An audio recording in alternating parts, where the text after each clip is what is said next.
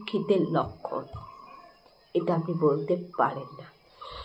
তার কারণ প্রত্যেকটা মানুষের একটা পার্সোনাল লাইফ থাকে, প্রত্যেকটা মানুষের একটা ব্যক্তিগত ব্যাপার থাকে। আর তারাও দেশের নাগরিক, আমরাও দেশের নাগরিক, আমাদের একটা পার্সোনাল ব্যাপার আছে, পার্সোনাল লাইফ আছে। সেখানে আমাদের নিজস্ব একটা সিদ্ধান্ত, নিজস্ব মতামত, নিজস্ব একটা স্বাধীনতার অধিকার আছে। সেখানে আপনারা হস্তক্ষেপ করতে পারেন না, আর আমরাও আপনাদের পার্সোনাল লাইফে হস্তক্ষেপ করতে পারি না, কারণ আপনাদেরও স্বাধীনতা রয়েছে, আপনাদেরও নিজস্ব একটা মতামত রয়েছে। এখন আমি যদি মনে করি আমি বিয়ে করব, আমি করব।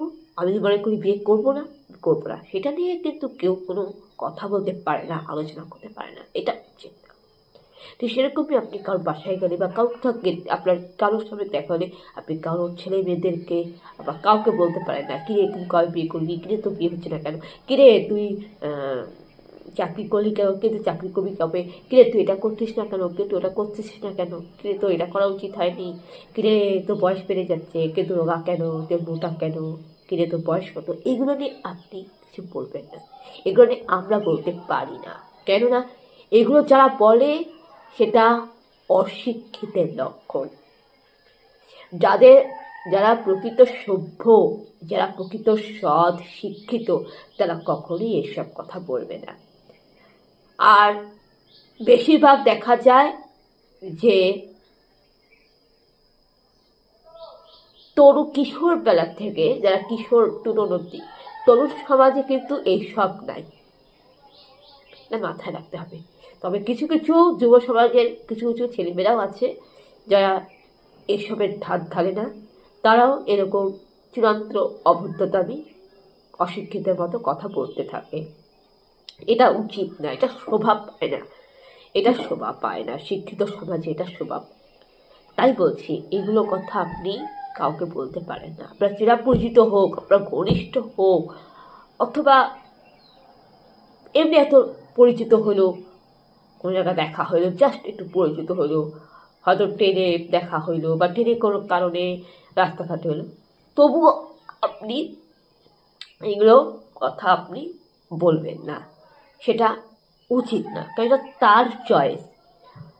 কারণ আপনি যে এইসব কথা বলছেন আপনি তার পার্সোনাল লাইফে ঢুকে যাচ্ছেন, এটা উচিত না। কেননা সবাই চায় পার্সোনাল লাইফটা তাদের পার্সোনাল থাক, যেটা পাবলিক সেটা পাবলিক হওয়া উচিত, যেটা পার্সোনাল সেটা পার্সোনাল হওয়া উচিত। পার্সোনাল লাইফটাকে যদি পাবলিক করে দেওয়া হয় আর পাবলিককে যদি পার্সোনাল লাইফে ঢুকানো দেওয়া হয়, তাহলে সেখানে কিন্তু পৃথিবীতে একটা বোমা ফাটে। এটা কিন্তু বাস্তব সত্য। পার্সোনাল লাইফটাকে মানুষ আজকাল পাবলিক করে দিচ্ছে। কিসে? রিলস বানাচ্ছে, রিলস বানায় প্রেম করতেছে, রিলস বানায় প্রেমের ছবি, রিলস বানায় কি করতেছে, মা বাচ্চাকে পড়াচ্ছে, বকাচ্ছে, রিলস বানায় কি করতেছে, মা কাপড় কাচতেছে বা রান্না করতেছে, বা বাড়িতে যা যা হয় নিত্য দৈনন্দিন জীবনে।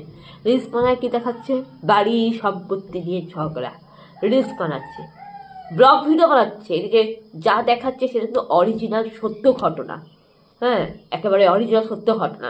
মনে হচ্ছে যেন এই বোধহয় এবিপি আনন্দ, রিপাবলিক বাংলা সাংবাদিক থেকে ওরা ফেল হয়ে যাবে, সাংবাদিকরা ফেল, মানে আর বাংলা, ইটিভি নিউজ, এরা ফেল, এরা সাংবাদিকদের উপরে।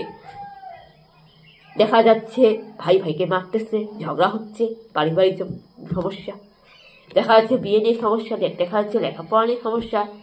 এইগুলো সব পারিবারিক ব্যাপার, এগুলো পারিবারিক ব্যাপার, এগুলোকে বলে পার্সোনাল ব্যাপার। এই পার্সোনাল ব্যাপারটাকে মানুষ ব্লগ বানিয়ে, রিলস বানিয়ে ভাইরাল করে পাবলিক করে দিচ্ছে। তাহলে কি হচ্ছে, পাবলিকরা তাদের পার্সোনাল লাইফে ঢুকে যাচ্ছে, এরা পার্সোনাল লাইফটাকে পাবলিক করে দিচ্ছে। আর পাবলিক যেটা পাবলিক সেটাকে পার্সোনাল করে দিয়ে ঢুকে দিচ্ছে। জগতে তাই হচ্ছে। আর এটাই তো যত অসভ্যতামি, এটাই তো যত অশিক্ষিতের লক্ষণ। এই জিনিসটাকে অ্যাভয়েড করা দরকার, এই জিনিসটাকে বন্ধ করা দরকার। তো এটা 5 নম্বর গেল। 6 নম্বর হচ্ছে, যখন আপনি কাউকে ফোন করবেন সে হয়তো তুললো না, আপনি 4 বার ফোন করতে পারেন, 4 বার বা 5 বার। 5 বারে বেশি ফোন করবেন না, কারণ আপনি মনে করবেন যে সে কোনো কাজে ব্যস্ত বা কোনো সমস্যায় আছে। এটা আপনি মাথায় রাখতে হবে, বুঝতে পারলেন?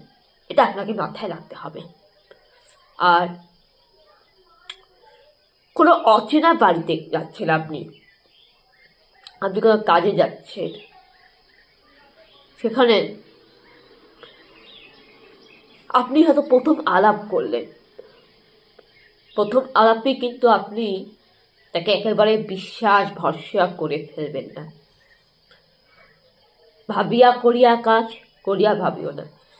কারণ মানুষ ভুল করে, বিশ্বাসে কিন্তু মানুষ অনেক সময় ঠকে। তার মধ্যে আবার অচেনা, আপনি চেনেন না, জানেন না, আপনি তাকে হুট করে বিশ্বাস করে ফেললেন, এটা করবেন না। আপনি তার সাথে কথা বলুন, মেলামেশা করুন, যোগাযোগ রাখুন, এবং কথাবার্তার মাধ্যমে আপনি আপনার মধ্যে যদি কোনো সিক্স সেন্স থাকে, সাধারণ জ্ঞান থাকে, এটা দিয়ে আপনি বিবেচনা করতে পারবেন।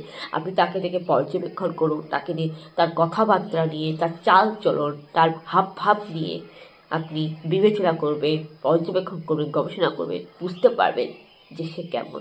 আর সিক্স সেন্স কিন্তু বলে দিবে যে আপনি কার সাথে মেলামেশা করছেন। আপনার সিক্স সেন্স বলে দেবে, আপনার ব্রেন, আপনার সিক্স সেন্স বলে দেবে যে সেই মানুষটা কেমন। আমি যখন কোন ব্যক্তির সাথে কথা বলি, আমি যখন কারোর সাথে আলাপ করি, পরিচয় করি, প্রথমে কিন্তু আমি তাকে একেবারেই ভালো মনে করি না, আবার খারাপ মনে করি না, আমি তাকে কিছুই মনে করি না। আমি তার সাথে কথা বলি, কন্ট্যাক্ট করি। এইবারে বিষয়টা হচ্ছে, আমি প্রত্যেকটা মানুষ, যেই মানুষ আমাদের বাড়িতে আসে বা আমি তাদের বাড়িতে যাই বা দেখা হয় আপনাদের, প্রত্যেকটা মানুষ কিন্তু আমি খারাপ মনে করি না, ভালো মনে করি না।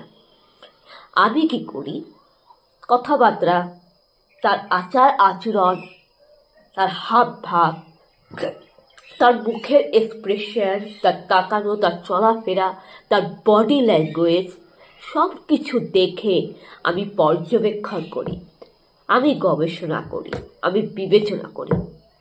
আর এটা করতে হতে না, আমার একটা সিক্স সেন্স আছে, আর সিক্স সেন্স আছে আমার জিজাস ক্রাইস্ট, প্রভু যীশু খ্রিস্টের সিক্স সেন্স আছে।